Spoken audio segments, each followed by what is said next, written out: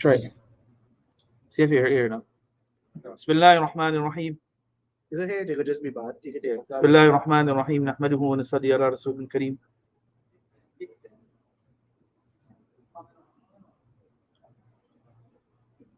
Coming on. Right? All these those who are listening, we had a little issue with the.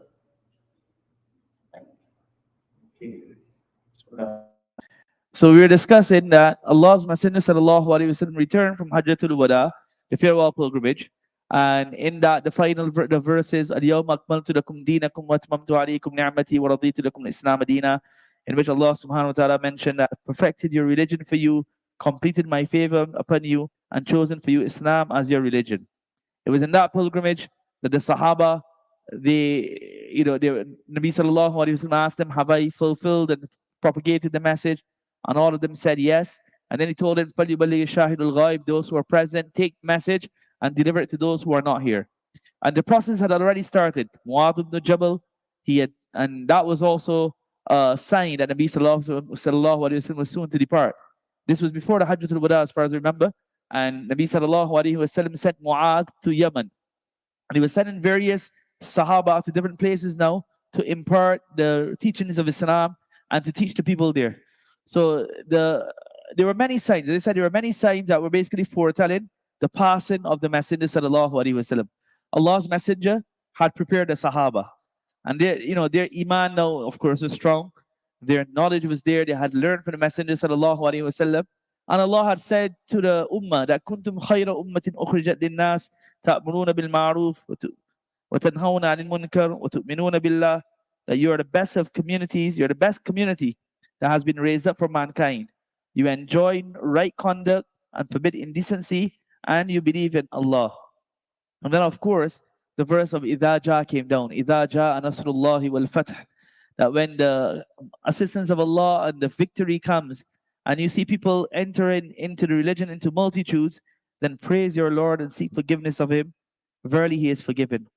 There's an interesting account of Sayyidina Umar radiallahu anh, when he was sitting with the Sahaba, and he asked them, tell me about this verse. They used to say that, why do you have Ibn Abbas with you? Right? All of us are senior Sahaba. Ibn Abbas radiallahu anh was a much younger Sahabi, right? He was probably 10, about 12, 13 when Nabi sallallahu alaihi wasallam would have passed away. So he was much younger. Umar radiallahu anh loved him a lot, and he loved Umar, and he learned a lot from Umar radiallahu anh. He's the cousin of the Messenger sallallahu alaihi wasallam. But some of the other Sahaba had a little ishkal and objection that we also have children who are his age, but yet you seem to favor Ibn Abbas. So one day he said to them, okay, let me show you. Then he asked them, tell me, what is this idaja about? So all of them gave their opinions. He said, Ibn Abbas, what do you say? He said, well, this surah is actually telling Nabi sallallahu alaihi wasallam that he's going to depart from this world. And Umar said, yes, that's what it is. Because the surah was saying, وَرَأَيْتَ النَّاسِ يَدْخُلُونَ فِي دِينِ اللَّهِ أَفْوَاجًا. Now that you see the people coming in their droves and in their numbers into Islam, فَسَبِّحْ بِحَمْدِ رَبِّكَ وَاسْتَغْفِرْ. Now, praise Allah, turn to Allah, seek Allah's repentance. In other words, now get ready. Get ready now to meet your Allah. And as the scholars put it, there's no one from any of humanity who was more desirous of meeting Allah than the Messenger sallallahu alaihi wasallam. And there's no one whom Allah subhanahu wa ta'ala wanted to meet more than the Messenger sallallahu alaihi wasallam. But of course, he sent for a mission. And now the mission had come to an end. Now the Sahaba, no Islam, the religion was complete. All the rulings were in place. The Sahaba now were prepared now to take the message from there to all corners of the world. And as I said, there were certain signs that showed that Rasulullah sallallahu alaihi wasallam's departure was close by. Generally, he used to do i'tikaf for 10 days, right? The Ramadan before he departed from this world, he did i'tikaf for 20 days. Generally, Jibreel would come and they would do door. They would revise the Quran once. That year, before he passed away, they did it twice. And also we find, remember the incident of Mu'adh ibn Jabal, radiallahu anhu, that when Rasulullah sallallahu alaihi wasallam was bidding him farewell, and that's a really touching narration, as he was leading him out of Medina. Muaz was radiallahu anhu was riding the animal, And Nabi Sallallahu Alaihi Wasallam told him, no, no, you stay on the animal. And he walked with him to the outskirts.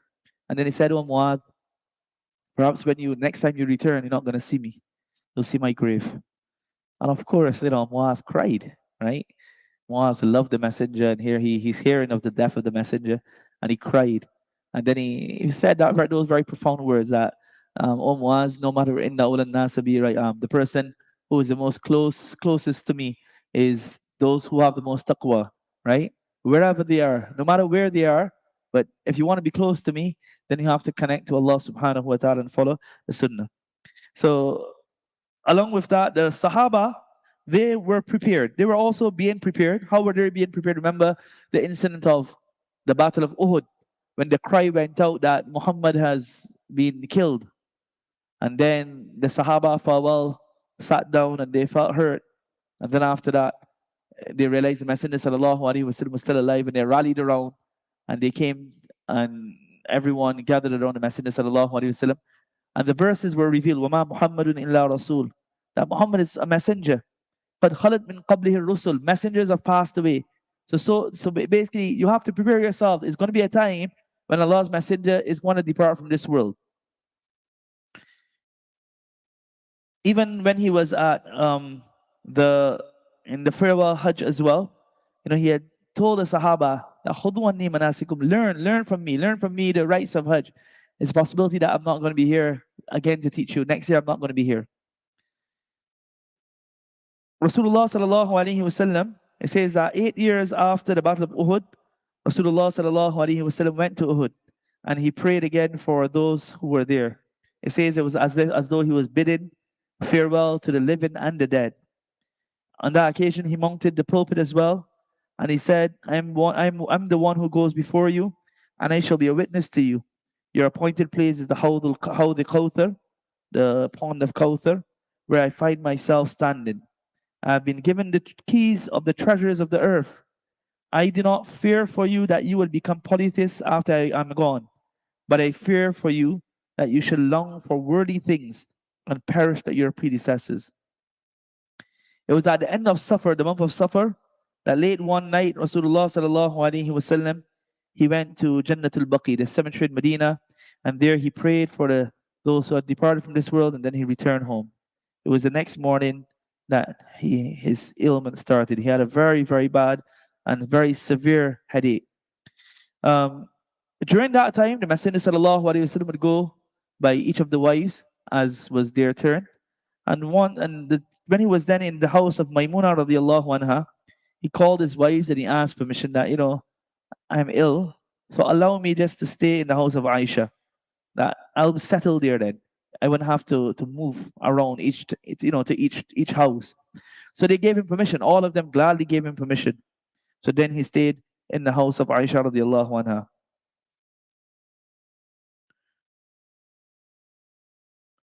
It was during this time that the army of Usama bin Zaid was being prepared to go towards the Syrian area, and he had prepared the army, and the army was being prepared, and he told the people, no, Usama's army has to go. There were some objections why Usama, he's a bit too young.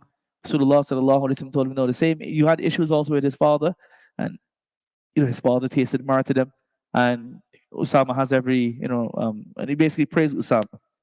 Many Sahaba were enlisted in that army.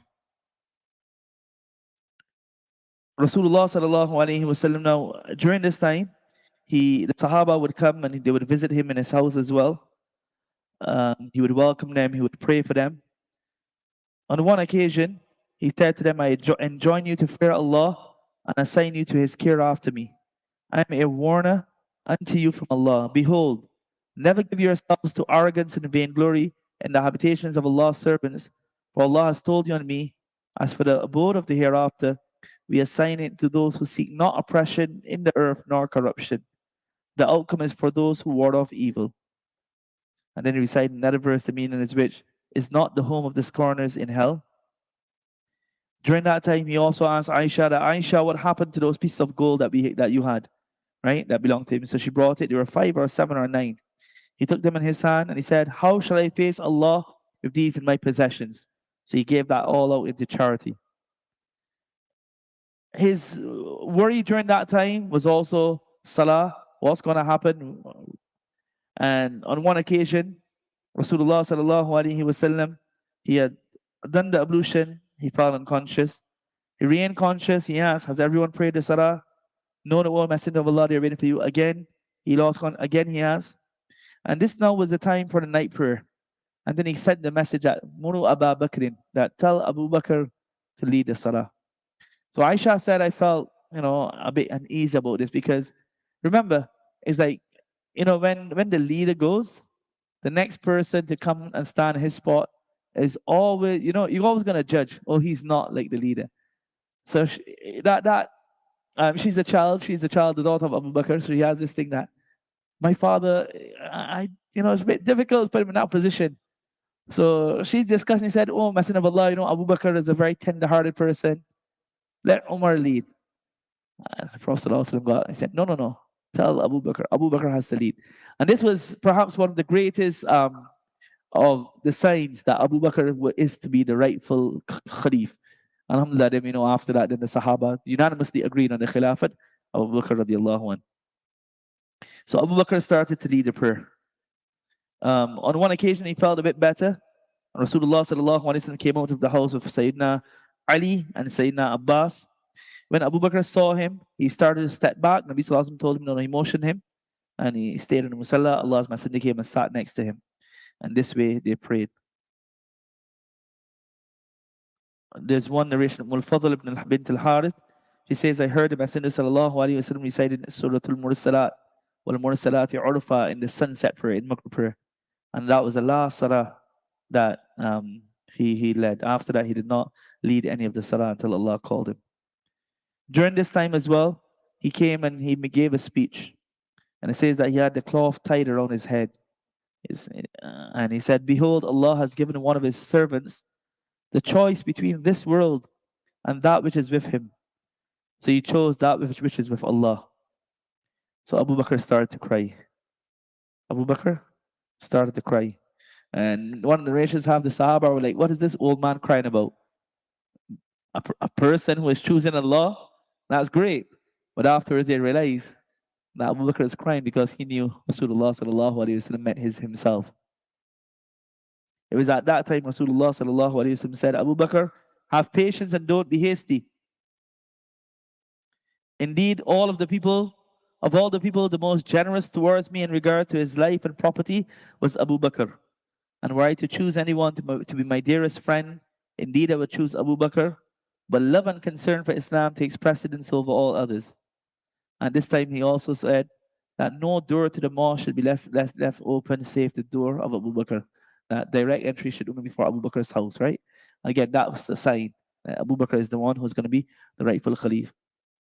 He also praised the Ansar. And then they say it was a Monday morning as the Sahaba were performing their salah. He lifted the curtain from the door of Aisha's house and he saw the Sahaba performing salah. And he became very happy. And the Sahaba actually thought he was going to join them. But as Maulana says, he perhaps wanted to see the result of his lifelong endeavor and struggle, training and guidance. Or perhaps, having ever been so fond of prayers, he wanted to know how his followers lifted up their hearts to the Lord, and when they were enthralled and lost in prayers in his absence, as had always been in his presence. What the Prophet ﷺ saw was extremely satisfying, for never had the mission of any prophet been carried to completion in that manner. It reassured him that the attachment to Allah of the community that he had brought up and his religion was durable and unfading, not fleeting and set to wear away after his death. Allah knows better how delighted he was, but as the companions say, his face was beaming with joy. And that was the day that he departed from this world. During that time as well, he gave a great reminder that may Allah ruin the Jews and Christians. They have turned the sepulchres of their prophets into places of worship, and let no two religions be left in the Arabian Peninsula. That's a famous narration.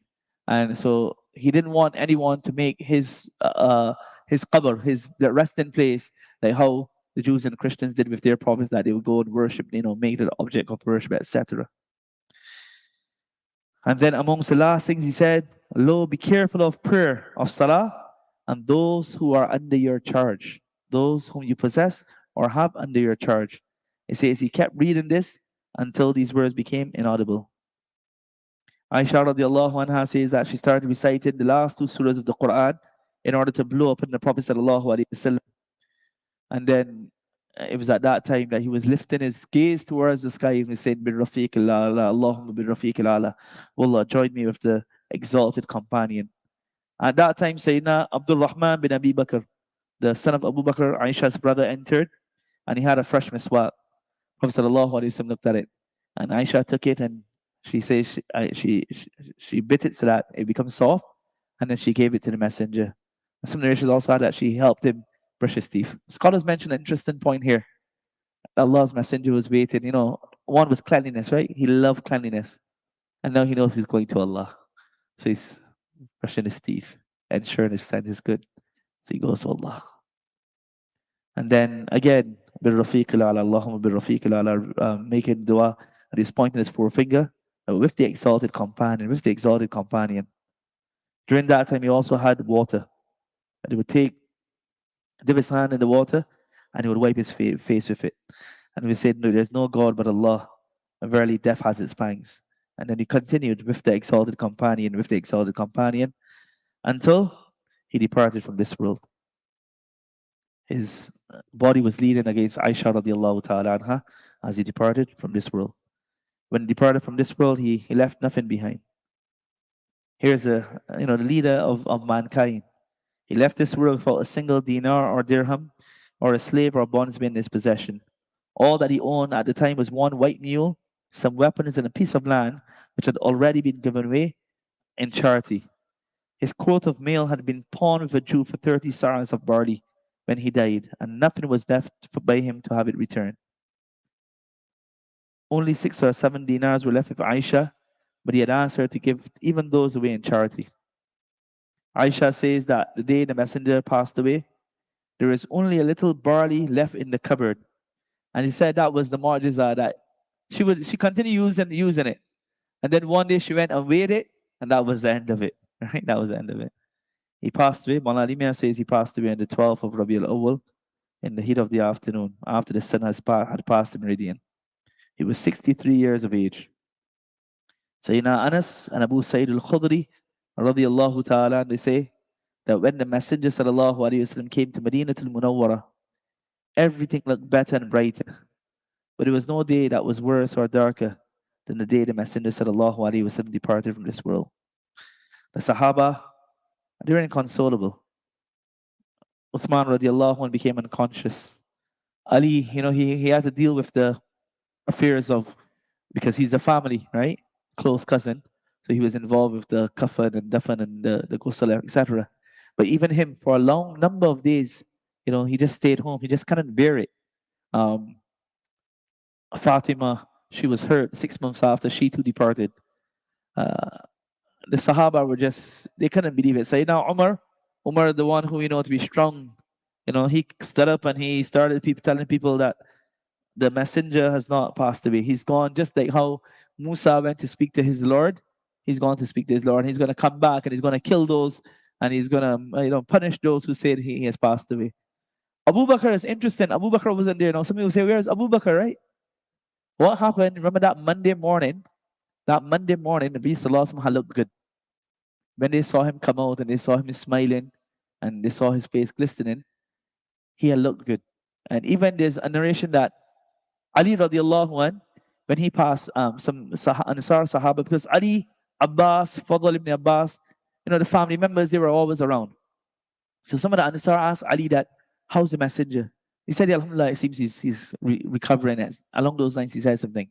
So Abbas said, Ali, don't say that, because I can actually see in the face. Now, Abbas is much senior. He said, I can actually see the signs in the face of the Prophet ﷺ that similar to what I saw from our family, the Bani Hashim, when they're about to pass away. So Abu Bakr had actually taken permission from the Messenger sallallahu alaihi wasallam, because he had one of his wives live a little further off. So for many days, because remember, he's the Imam now. He's leading affairs. He's looking after the affairs of everyone. and he's standing in the position of the messenger.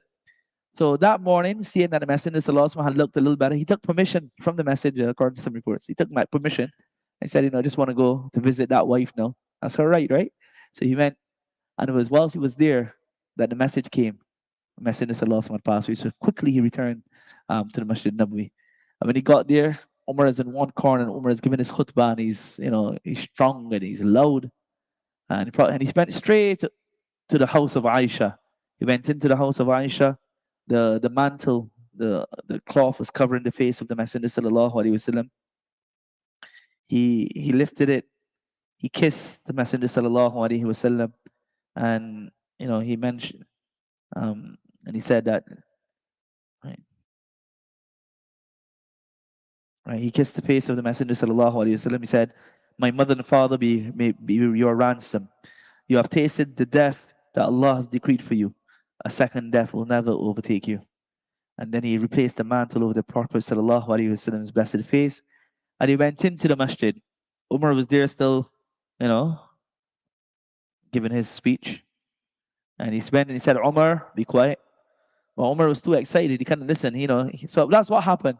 Emotions got the better of him. He just couldn't bear it.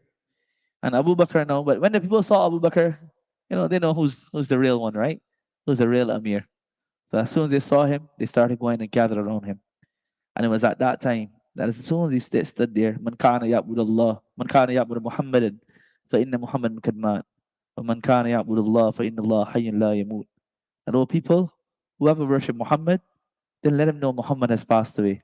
And whoever worships Allah, then Allah is alive and will never die. And then he recited, Ma Muhammadun illa Rasul, those verses. Umar said that when I heard this, that's it. It felt as if, the earth had been taken away from me. I felt as if I had no leg to stand on. I knew, but now hearing that verse, that was it. And it says that when Abu Bakr recited that, then all the Sahaba just started reciting. Now they knew for sure the Messenger sallallahu alaihi wasallam had passed away. The Sahaba quickly pledged allegiance to Abu Bakr Siddiq. Um, that's a whole different, lengthy story, inshallah, another time. But this was done quickly before anything else. The reason for it was remember the Islamic mission had to continue, and an Amir is a necessity, right? It's like similar to how, for example, when the Queen passed away recently.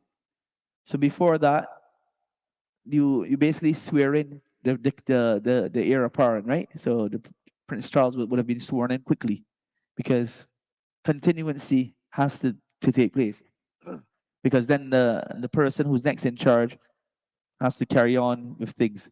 Similarly, in our countries too, if the prime minister passes away, right away the deputy prime minister goes.